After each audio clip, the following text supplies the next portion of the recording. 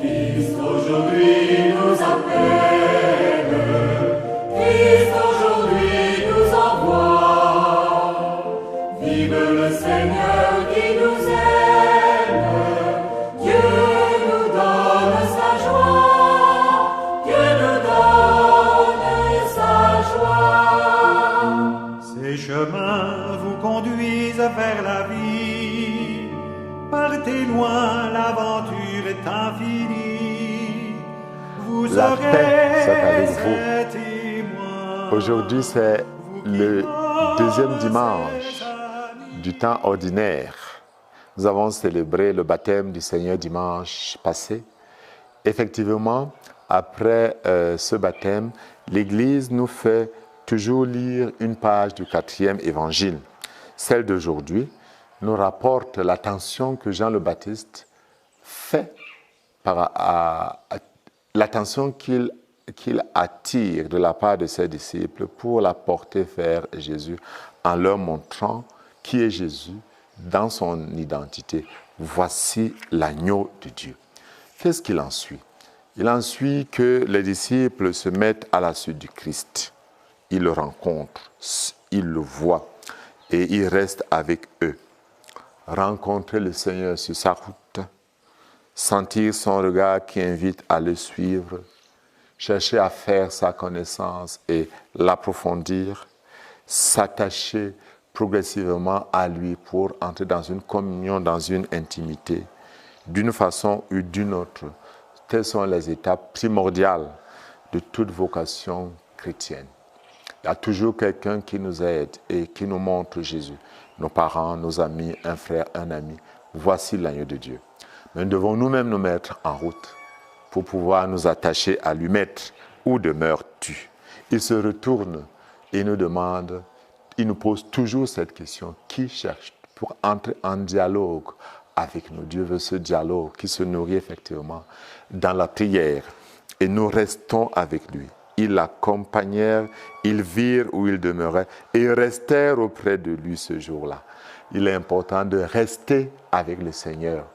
Oui, Jésus appelle dans l'évangile de Marc au chapitre 3 que nous lirons cette année. Quand il appelle ses disciples, c'est d'abord pour qu'ils restent avec lui, pour qu'ils soient avec lui. Au début de cette année, nous ferons un effort pour apprendre à rester avec Jésus, à creuser notre connaissance de lui. Mais il y a aussi une autre dimension, la dimension missionnaire. Comme André, le frère de Simon, l'un des tout premiers, allons trouver nos frères pour leur dire quoi? Nous avons trouvé le Messie. Et amenons-les à Jésus. La prédication fondamentale pour le missionnaire que nous sommes aujourd'hui, prêtres, laïcs, religieux, religieuses, parce que tous nous sommes missionnaires, c'est d'aller dire à ceux qui sont proches de nous, j'ai trouvé le Messie. J'ai découvert la joie de vivre et de chanter. J'ai rencontré Jésus et sa joie a rempli mon cœur. Cet appel est lancé à tout le monde. Le jeune Samuel que nous découvrons dans la première lecture, dans le livre de Samuel, ne connaissait pas comment Dieu appelait. Et quelqu'un lui a donné la grâce d'être entraîné à l'écoute du Seigneur. Nous avons besoin des compagnons de route qui nous apprennent à écouter le Seigneur. Et l'écoute du Seigneur s'apprend. Si le pape Benoît XVI nous dit « le chrétien est un écouteur de Dieu », le pape Jean-Paul II nous précise que la prière est un art. Et comme tout art, la prière s'apprend. Nous devons apprendre à écouter Dieu, à faire silence pour entendre Dieu qui nous parle.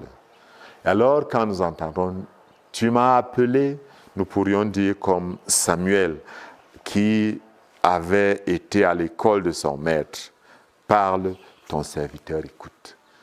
Nous devons nous mettre dans cette écoute de Dieu au long de cette année pour recevoir de Dieu notre vocation.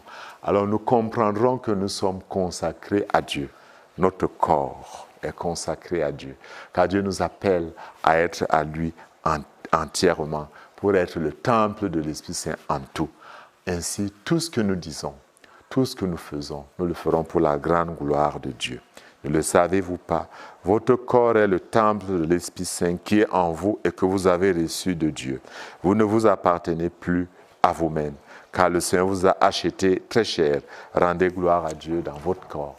Notre corps a besoin d'être un temple en ce que je dis, en ce que je fais et même en ce que je pense.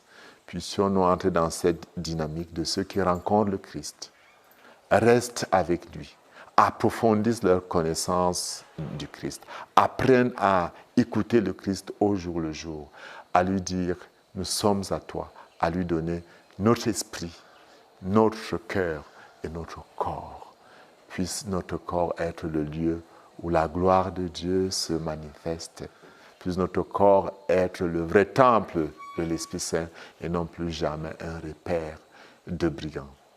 Que le Seigneur sur vous tous fasse descendre son esprit en ce jour pour qu'il nous apprenne à entendre sa voix et à nous mettre à sa suite et qu'il vous bénisse au nom du Père et du Fils et du Saint-Esprit. Christ aujourd'hui nous appelle, Christ aujourd'hui nous envoie.